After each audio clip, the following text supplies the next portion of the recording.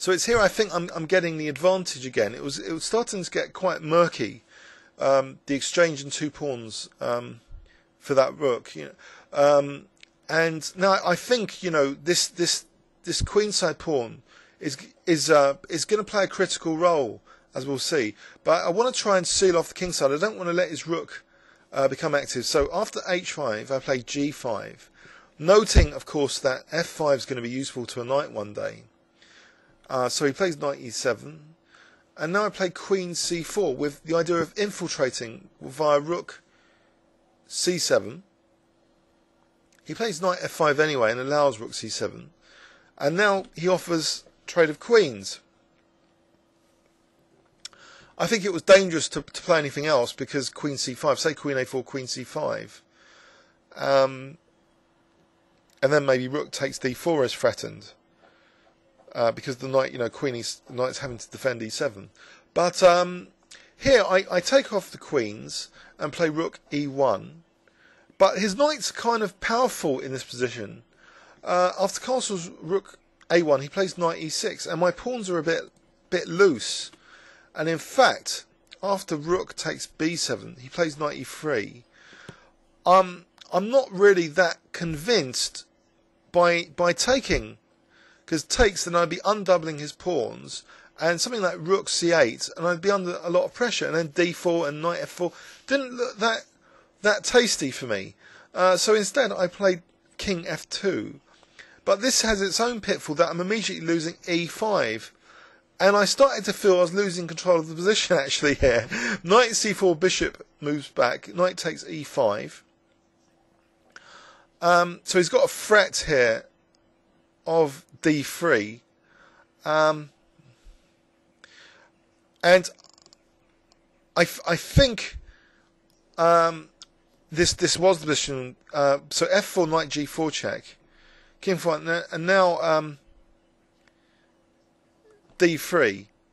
Although I'm wondering if rook c8 was inserted. I'm not 100% sure this was the exact move order, to be honest, because here it seems as though cd's fine.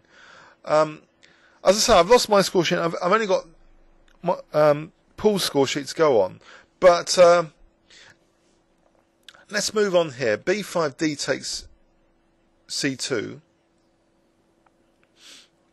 So b6. So I start marching that pawn. In fact, there's an influence here about this b pawn, which maybe I should tell you about. I was watching a live relay game from Gibraltar in the lower section, Toma, in the under 2250 section. I noticed he had won a fine game with his b pawn, so it reminded me, well, maybe b pawn's going to be decisive here. So maybe I was more enthusiastic than usual, just using this pass pawn. So d4, rook d7. Now he played knight e3, king e1, and these knights are kind of dangerous looking, and after rook b8, b7, plays knight c5, and I've got to be careful not to lose on the spot with a tempting move like rook a8, because then knight takes d7, he's protecting b8. So instead I play actually rook c7, and here, well, if knight takes, then maybe I just take in this position on e3 and take on c2. I'm not really sure this was the identical position to the game, to be honest, but this is the gist of what happened. He ended up losing a piece, and I ended up sacrificing the exchange now on d4, which would have been really clever if it had not been for his possibility, which arose in this position when I had played bishop f6, that he could have just played check and take the rook off, and I think that's a draw. So he'd let me off, he let the rooks stay on, so that was a little bit of a blunder in time pressure. So I played rook c7, and after rook e3 I played check, and just moved the rook to d7, and I'm threatening now rook d8 mate. And he resigned here. So it was a very tense game, very exciting, with an exchange sack from him for 2 pawns. So let's have a look at this game in overview and summary. So the advanced variation, transposing into a sort of strange French defence, with white having no pawn chain, except the pawn on e5.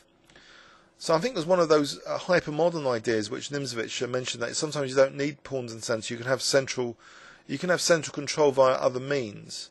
So I was sort of playing on that, I suppose, a little bit. Just overprotecting e5 and trying to shut the knight out of the game. And then also trying to create some open lines on the queen side with b4, b5 as a reserve possibility, just in case I couldn't do anything on the king side.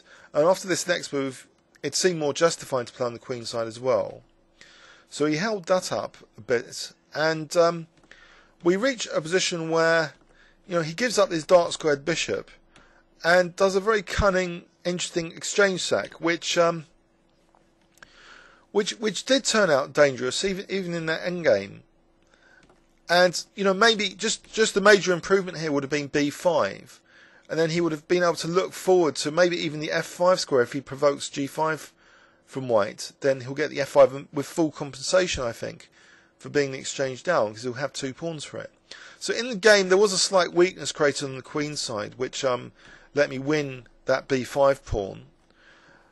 And after this, the trade of queens coming up, the endgame still proved quite tricky. So it was only because, you know, maybe I was more motivated than usual, as I say, from looking at a live relay game, that the b pawn could be pushed with great effect. I think in the game, actually, maybe rook c8 had been inserted, rook a2. I think those are the missing moves I have here around move 42, in retrospect. Something like rook a8, rook c8. And the move d3 was more sort of dangerous than usual, and that's why I had to allow d takes c2. I think that was it. So that's the mystery here. So just imagine the rook's on c8 and the rook's on a2. So I couldn't have played c takes d before there's loads of questions about c takes d here. I don't think this was the exact game position. So I start moving the b pawn anyway, and we're going to reach transposition into the game, where this final sort of scene of the game where I'm sacking the exchange on d4 to try, which I thought was going to be a straightforward win then with the bishop and rook, you know, the bishop clamping down just on f6. But if it is the case that black can force off rooks, then this is highly controversial. Once I lose control of g1, so there was an opportunity here, I think, for a check and then rook g2. So that would have been very difficult or even impossible to win. So I was a bit lucky there right at the end, and we reached this final position. I hope you found it interesting anyway, this game, and it was, you know, another exciting game from last weekend. I did have 2 losses which I may go over as well, because they're kind of instructive as well, although one of them was really grim. I didn't have much counterplay at all as a result of the opening, actually, against Bob Eames. Okay, please leave any comments or questions on YouTube. Thanks very much.